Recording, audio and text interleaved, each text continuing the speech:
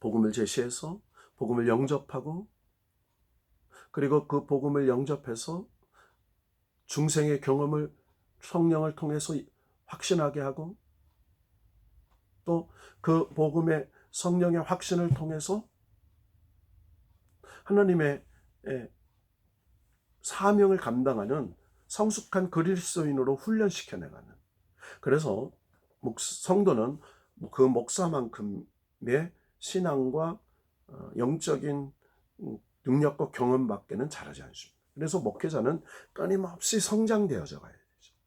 목사는 되는 존재가 아닙니다. 목사는 되어져 가는 존재죠.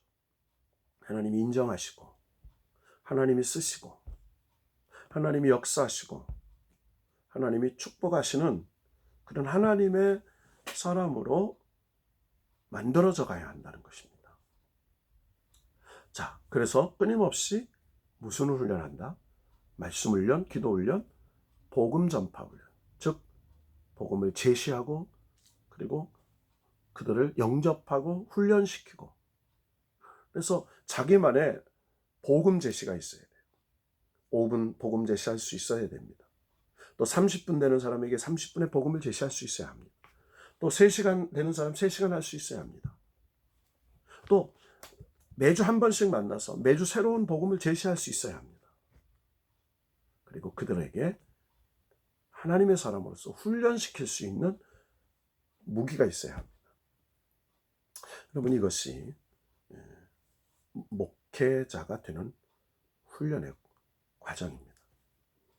여러분, 이번 시간에 목회자가 무엇인가, 목회자의 정체성, 그리고 목회자로서의 여러 가지 성경에 등장하고 있는 인물들에 대한 이야기, 그리고 여러분 신학교에서 신학만 배우는 게 아니라 목회자로서의 훈련도 같이 해야 되는 말씀 훈련과 기도 훈련, 복음, 즉 전도 훈련도 병행해야 된다는 사실을 주시시키면서 이제 목회자란 어떤 존재인가 라는 서론적인 말씀을 배워 봤습니다.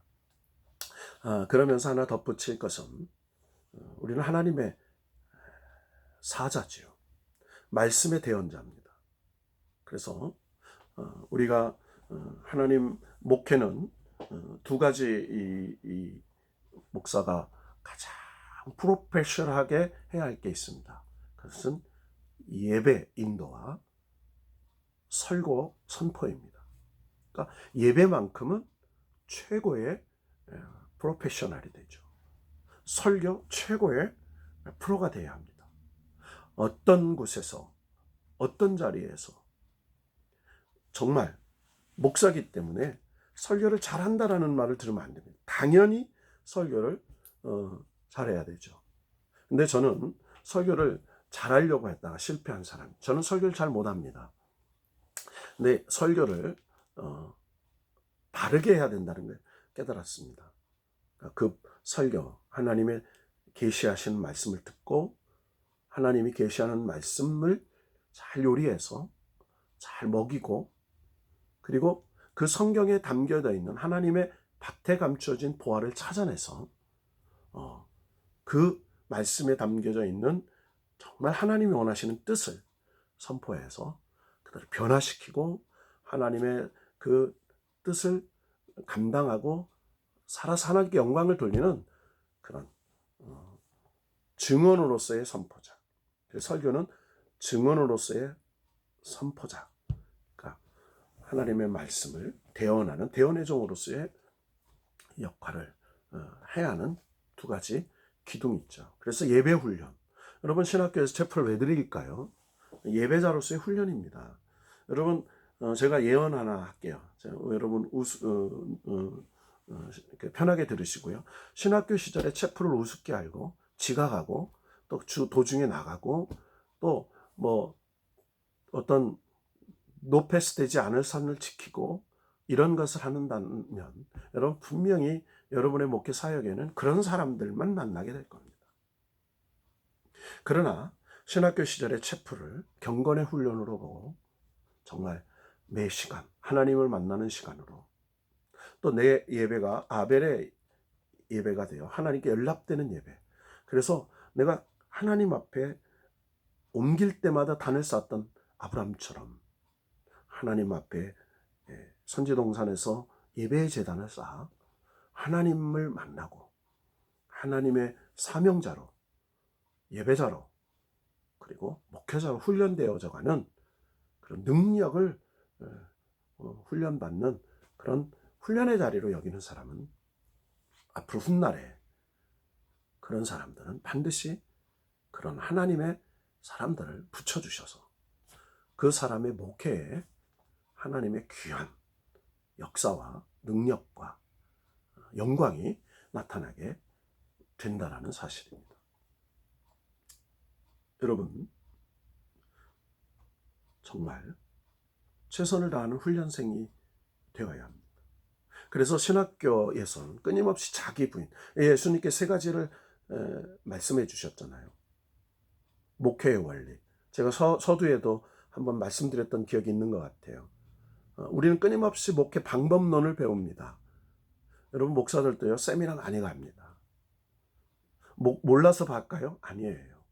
어떻게 하면 쉬운 방법, 잘 되는 방법, 빨리 부흥하는 방법을 찾아갈까? 그런데 여러분, 한 가지 분명하게 말하는 것은 정도는 없다는 겁니다. 어떤 그 사람의 성품과 그리고 그 사람의 기질과 은사에 따라서 하나님이 그 사람을 통해서 만들어 가신다는 거죠, 목회를. 그래서 스스로가 찾아내야 되는 것입니다. 여러분, 유현진 선수가 메이저리거에서 그 공의 속도가 최하위 그룹에 속하는 사람입니다. 150 이상, 160km까지 던지는 강속구 투수들도 있는데 145대의 중반에 이르는 그런 느린 투구를 하는 선수로서 4년 8천만 달러를 받을 수 있는 그런 정말 뛰어난 실력을 인정받을 수 있는 비결이 무엇일까요? 그는 다양한 투구를 할 수 있는 선수입니다. 그리고 타자와 수싸움을 할 수 있어요. 원하는 곳에 컨트롤해서 던질 수 있는 실력이 있는 사람이라는 거죠. 여러분, 목사는 자기가 어떤 은사와 어떤 성품과 어떤 자질을 가진 것을 발견해야 합니다. 그것이 바로 선지동산에서 해야 될 일입니다. 그래서 여러분, 예수님께서 원리를 가르쳐 주셨어요. 첫째는 제자들에게 말씀하셨죠. 자기를 부인해라. 여러분, 목회자의 가장 기본은 자기 부인입니다. 내 힘으로는 안 돼. 내 실력은 안 한대. 내 능력은 안 돼. 내 방법은 안 돼. 안 돼.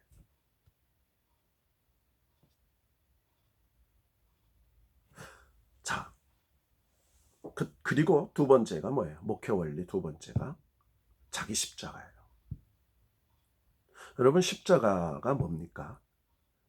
자기 죽음의 자리입니다. 여러분, 우리는 사명자라고 얘기하죠. 목숨을 걸고 지켜야 할 하나님의 명령을 감당하는 사람. 그러니까 목회는 목숨 걸고 하는 겁니다. 목회는 살기 위해서 하는 거 아니에요. 밥 먹기 위해서 하는 것도 아닙니다. 목회는 성공 위해서 하는 거 아닙니다. 목회는 내가 죽고 내 안에 예수가 살고 내가 죽고 예수의 영광을 위해서 하는 것이 목회입니다.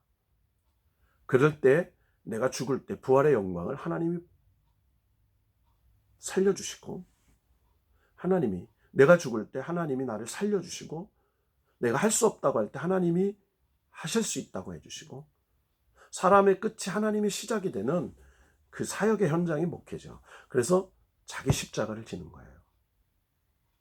여러분, 목사들이 가끔 예수님의 십자가를 진다고 합니다. 근데 여러분, 영원히 질 수가 없는 거예요. 그냥 예수님 한 분만 지신 십자가입니다. 자기 십자가가 있죠. 여러분, 여러분의 십자가를 발견하세요. 어떤 사람은 그렇게 얘기해요. 내 아내가 십자가다. 안 믿는 자식이 십자가다. 아닙니다. 내가 십자가입니다.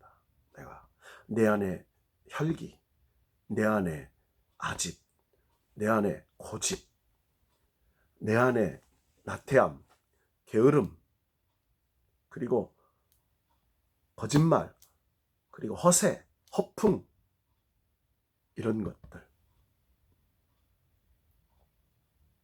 그러면서 하나님이 나에게 맡겨주신 그 십자가, 내 목숨 한 영을 위해서 하나님이 내가 가라고 하는 그곳. 여러분, 저는 세례 요한을 참 좋아합니다. 하나님이 세례 요한을 광야로 보내시죠. 광야는 어떤 곳입니까? 광야는 사람이 살 수 없는 곳입니다. 저는 이스라엘을 많이 가봤지만 여러분, 이스라엘의 광야는 너무 뜨겁습니다. 밤에는 너무 춥습니다. 먹을 물도 없습니다. 그늘도 없습니다.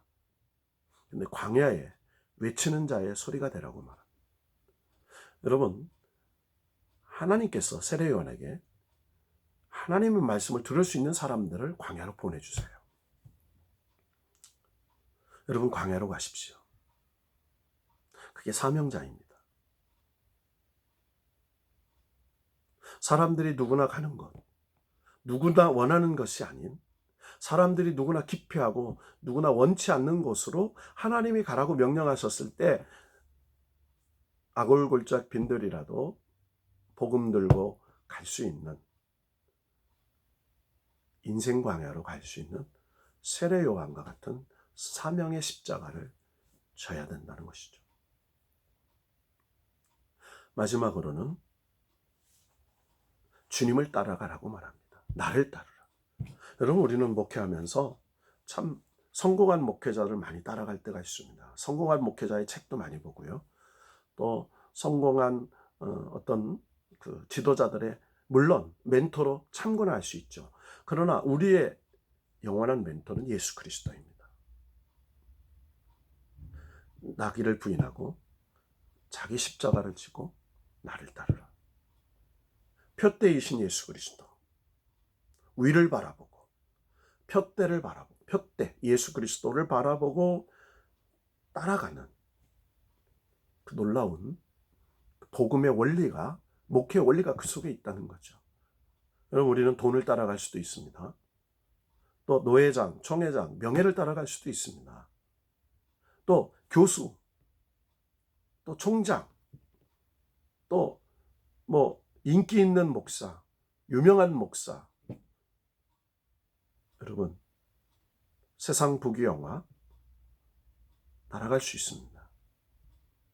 여러분, 그것은 목회의 원리에서 치명적인 목사를 실패하게 하고 타락하게 하는 암적인 요소가 될 겁니다. 분명하게 저도 목회 25년 가까이 걸어왔습니다. 대형 교회를 목회하는 목사는 아닙니다.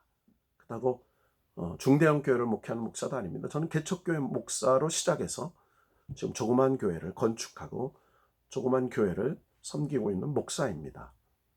그리고 저는 신학교의 겸임교수로서 서울 캠퍼스와 광주 캠퍼스, 또 장신대에 관계되어 있는 목회자로서의 강의라는 겸임교수입니다.